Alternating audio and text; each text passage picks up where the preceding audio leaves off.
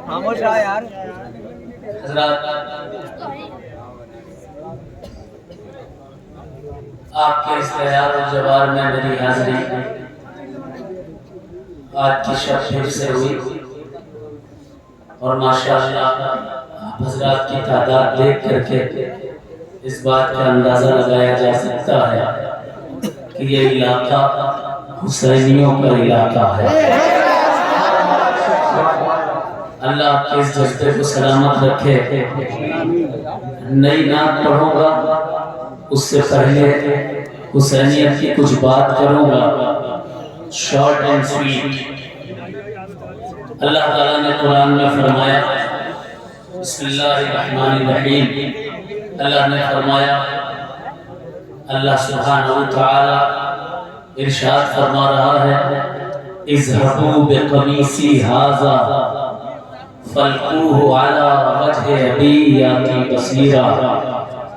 یوسف علیہ السلام جب مصر کے بادشاہ بن گئے تو ان کو جنہوں نے کنویں میں ڈال کر کے سوچا تھا یہ مر گئے ہیں معاذ اللہ، وہ بھائی یوسف کے سگے بھائی ان کے دربار میں پہنچے اور انہیں بتایا کہ آپ کے والد یعنی حضرت یعقوب علیہ السلام کی آنکھوں کی بینائی آپ کے غم میں رو رو کر کے چلی گئی ہے. حضرت یوسف علیہ السلام نے اپنے بھائیوں کو معاف کر دیا تھا، اپنی قمیص اتاری ان کو دے دی اور کہا قرآن کی آیت پڑھ رہا ہوں. فرمایا اذهبوا بقمیصی ھذا فَالْقُوهُ عَلَى وَجْهِ أَبِي يَأْتِ بَصِيرًا. یہ قمیص لے جاؤ میرے والد کے چہرے پر ڈال دینا، آنکھوں کی روشنی جا چکی ہے، واپس آ جائے گی. بھائی لے کر کے گئے. قمیص کس کی طرف منسوب؟ یوسف علیہ السلام کی طرف. لے جا کر ان کے والد یعقوب علیہ السلام کے چہرے پر ڈال دی. جیسے ہی ڈالی اسی وقت یعقوب علیہ السلام کی آنکھوں کی روشنی واپس آ گئی. کیا وہ یوسف علیہ السلام تو تھے نہیں، ان کا کپڑا تھا، ان کی طرف منسوب ایک کپڑا. کسی نبی کی طرف منسوب کوئی کپڑا آنکھوں کو روشنی دے سکتا ہے تو امام حسین کی طرف منسوب ان کا تعزیہ ہم بے سہاروں کو سہارا کیوں.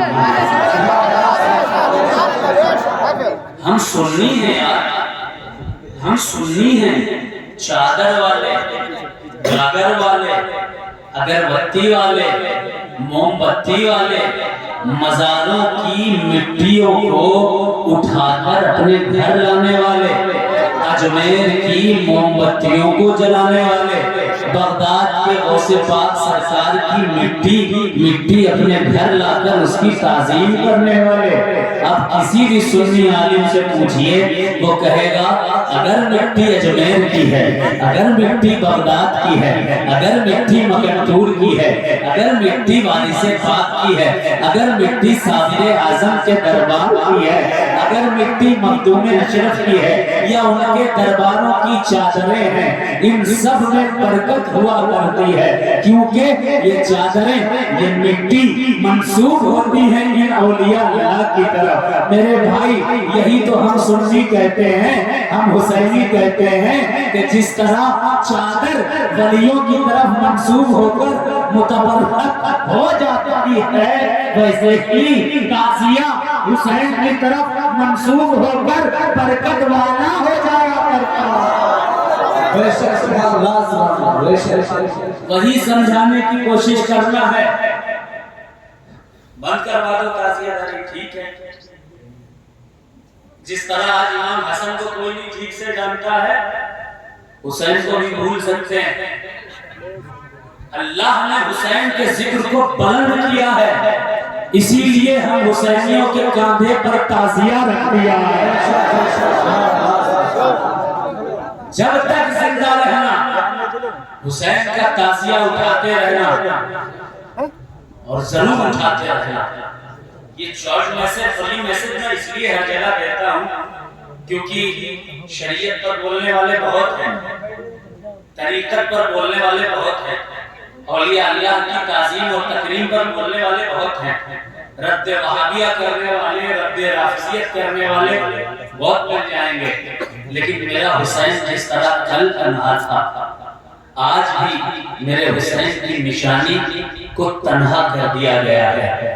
حسینیت کے خلاف بولنے والے، تعزیہ داری کے خلاف بولنے والے، علم کے خلاف بولنے والے تو لاکھوں مل جائیں گے، لیکن امام کے چاہنے والے بہت کم ملیں گے جو تعزیے کے حق میں بولا کرتے ہیں، نشانی حسین کے حق میں بولا کرتے ہیں۔ یہ تعزیہ اجمیر والے کی نشانی ہے، مکرپور والے کی نشانی ہے، صابر اعظم کے دربار کی نشانی ہے، نظام الدین اولیاء کے دربار کی نشانی ہے۔ چلے جاؤ وارث پاک کی بارگاہ میں، ان کی تاریخ میں لکھا ہے کہ وارث اعظم سرکار اپنے ہاتھ سے تعزیہ بھی اٹھاتے تھے، اس کو کاندھا دیتے تھے اور رویا کرتے تھے حسین کے لیے۔ اسی لیے عرض کرتا ہوں وقت بہت کم ہے، شارٹ اینڈ سویٹ، نئی نعت سنیں گے؟ کون سننا چاہے گا نئی